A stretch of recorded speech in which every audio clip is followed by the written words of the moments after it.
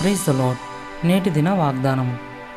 సత్యవర్తనుడైతే తన క్రియలు దేవుని మూలంగా చేయబడి ఉన్నవని ప్రత్యక్షపరచబడినట్లు వెలుగునొద్దకు వచ్చును. యోహాను 3:21. యోహాను సువార్త చీకటిలో లోకంలో వెలుగునిచ్చే క్రాంతి. అందులో యేసు ఉన్నందున అతని యందు విశ్వాసముంచువాడు నశింపక నిత్యజీవం పొందునని చెప్పాను. విశ్వసించేవాడు నిత్యజీవం గలవాడు అని మనం కనుగొంటాం. నేను జీవపు ఆహారం, నా యొద్దకు వచ్చువాడు ఎన్నడూ ఆకలిగొనడని యేసు చెప్పడం మనం వింటాం. వాస్తవానికి సత్యవర్తనుడైతే వెలుగునొద్దకు వచ్చును.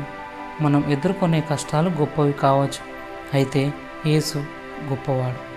ఆయన మనకు జీవం కలుగుటకును అది సమృద్ధిగా ఇచ్చుటకును మన దగ్గరికి వచ్చాడు. మీరు లోక నిరీక్షను మానవాళి అంతటికీ వెలుగైన యేసు మీద విశ్వాసం ఉంచాలి. ప్రార్థన. ప్రియమైన పరలోకపు తండ్రి, నీ కుమారుల్లో కనుగొనబడిన నిరీక్షణకు వందనములు. యేసయ్య నామములో ప్రార్థిస్తున్నాం తండ్రి. ఆమేన్.